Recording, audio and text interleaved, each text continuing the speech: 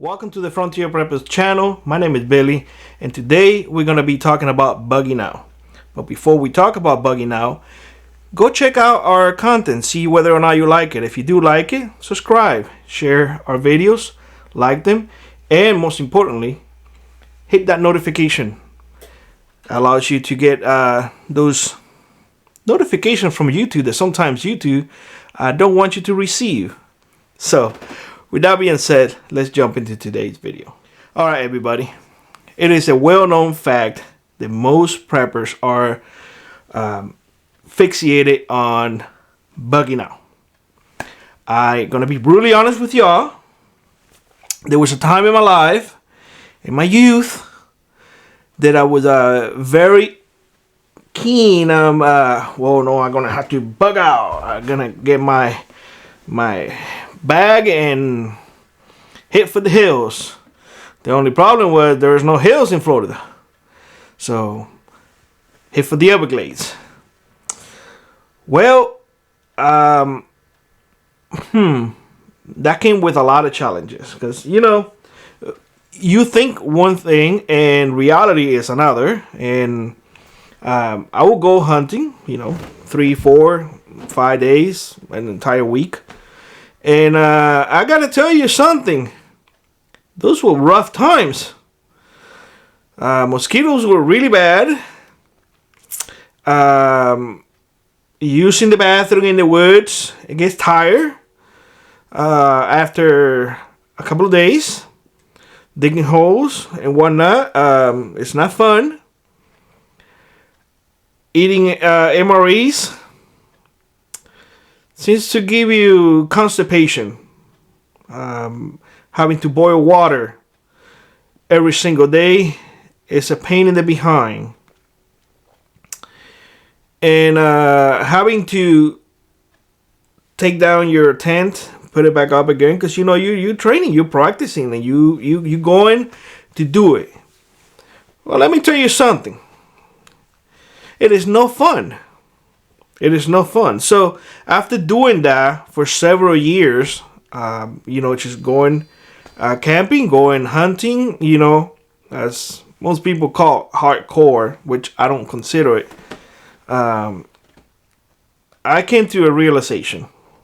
And I came to a realization very quickly, but I didn't want to admit it. And I looked around and I was like, well, this is during hunting season. There's a lot of people around me. A lot of people with a lot better equipment than I have. What makes me think that I will outcompete these people? Or I will outsmart these people with a lot better equipment than I have? So the thought was I was there. And finally, one day, which is like, what? After I saw a lot of people make the same mistakes, and the same mistakes that I was doing, which it was thinking that I am Rambo, I'm going to do it because I seen it in the movies, and heck yeah. And honestly, I was like, this is not possible. It is not feasible. Has people done it? Absolutely, people have done it. People live off the grid and whatnot. But they built something. They don't just go with their pack and their limited ammunition and their limited food and venture out to carve in the wilderness. First of all, there's barely any wilderness anymore. I live in the one part of the world that there is a bit of wilderness left. And I can tell you flat out, and those of you who don't believe me, there are community members here who can attest for this. If you want to see people in the wilderness, wait for caribou hunting. The caribou hunting season, you're going to see combat hunting. It's insane. So, and I live in a state twice the size of Texas with less than 1 million people in here. So imagine that. Very low population, very large stay, and yet when hunting season comes, holy bananas, it gets nuts. So I just want to give you that piece, that example, and I'm not bashing on anybody. I'm telling you from my personal experience. So this is just me telling you what I have seen in my life. Now, after I came to that realization that I was like, well, Billy, you eating cookies. I mean, I want to keep it nice here, family friendly. This is not, no. And of course, during that time, more and more folks in YouTube were reviewing bug out bags, and you gotta have this, and you gotta have that. And I started looking at that in a very not negative way, but very critical way. All the time was like, you can't do that. That's not reasonable. That you can't head out for the hills with a 60-pound bag and spend weeks and weeks on end. Have you done that? And honestly, I don't think a lot of folks have done that. I mean, when I go to bear camp, I put a 50-pound bag on my back and I go up the hill. Rifle, pistol, and whatnot, because I have to. They're bears. I'm hunting for bears now. So, the bag weighs 50 pounds because I'm bringing the bait, and it is 100% legal to bait here in Alaska for a period of time. You have to have it registered, you have to take a class, and I have all of that. Just want to make sure that you all understand that. And I go up the hill. When I get to the top of the hill, I'm talking about half a mile up, I am out of breath, screaming for my mama, and holding to every single tree. I'm flat out going to tell you. Flat out. That's just the thing. Now, can you imagine hiking for 5-10 miles every single day, evading, watching your back because somebody wants to do harm to you? That is a fantasy. That is video game stuff. Your nerves will not take it. She's thinking about it. It gives me the heebie-jeebies. Now, I want everybody to understand the difference between reality and fantasy. We all can fantasize, but putting those things in the comments saying I have done this, you don't know what you're talking about. I beg to differ. I done that, and it's harsh. Don't let nobody tell you otherwise. It is very hard, and most people will not admit it. They will not tell you the truth because they want to look like Rambos. No, that's not the way life is. Flat out, that's not the way it is. But let's say that you have the physical requirements to go there and do it. What are you going to do when you run out of food? Hunt? Okay. You think animals come right to you and they give themselves up to you because you Mr. Rambo? No, they do not. What are you going to do when you run out of ammunition? Take it from somebody else? What do you think is going to happen if you threaten somebody else that you're going to take their stuff? Nothing good, I guarantee you that. Now, let's say that you make it and you got to a spot, prime spot, and now I'm gonna establish this is my secure location. I made it. How many people you think they are thinking about the same location as you did? Remember what I told you early? That I came to a flat out realization that this is not feasible because there's just too many people thinking the same way you are, that you're doing, or the same things you are doing.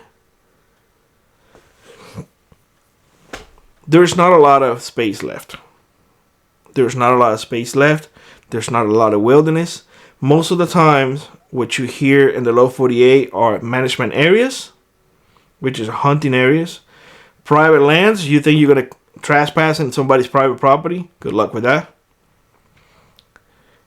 Here in Alaska, the environment is so harsh that if you're not prepared, you're not going to make it.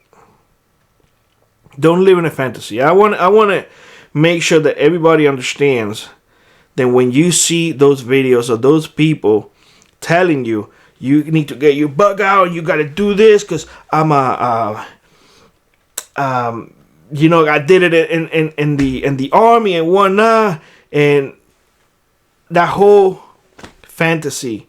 Well, hear me out before you go on to me. I had never been in the army. They didn't want me there. Apparently, you cannot tell a recruiter that you want to go and join because you want to be shipped all over the world to take care of communists. Any communists, I wanted to take care of them. Apparently, they don't want that. But I do have a lot of friends in the military. And if you have been in the military, you can correct me. But they do have a lot of supplies.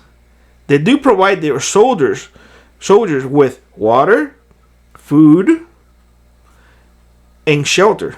When possible. Shelter is a little iffy, but you know what I mean. So there are supply lines coming in all the time. You alone now. You hit the woods. You ain't got no supply line coming to you. Now, I know somebody's going to make the argument. Pioneers did it, Billy. How dare you speak that way? Pioneers did it. Well, yes, they did. But they also brought 3 or 4 wagons with them full of food. Pioneers also didn't have to deal with the lack of wildlife that we have to deal with right now. Back in the 1700 or 1800, we had deers roaming all over. We had buffaloes, whatever was left. There were wild animals, wildlife available. And yet, when the pioneers moved from point A to point B, they brought their own cattle. You didn't know that? Now you do. Now, I don't want to extend this video too long. But what I can tell you is that I lived for 16 years in an SHTF. 16 years. How many of you can say that? Not a lot, I bet. In those 16 years, I never saw anybody bugging out. Nobody bug out. Except for those who jumped in a raft and came over to America. Those are the only ones who bug out. And guess what? A large percentage die. For the rest, give or take 11 million people now, they bug in. It doesn't matter how bad the circumstances are, they bug in. Because that's what saves your lives, bugging in. Now, unless there is a event, and an event as in a hurricane or an earthquake that you need to move away from your residence. I'm talking about natural disasters or something crazy that you have no other choice. Bugging out should be always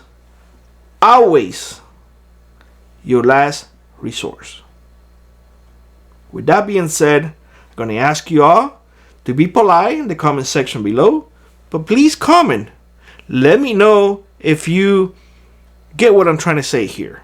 Let me know if you agree with me. If you don't agree with me, it is okay. You don't have to agree with me. As long as you are polite and you don't use profanities, your comment will remain. You most likely will get a thumbs up and a little heart, even if you don't agree with me. And comment to other folks. Let's have this conversation. A lot of people may not touch this with a 10-foot stick because guess what? It's not what the prepper community says all the time. Very few preppers actually will tell you flat out how the truth is. I am here to tell you the truth. I am not here to cater about your feelings, because the truth will keep you alive. If your feelings get hurt, tough it up, buttercup. With that being said, hope you have a great one. Like always, rock on, and I will see you on the next one. Bye bye, everybody.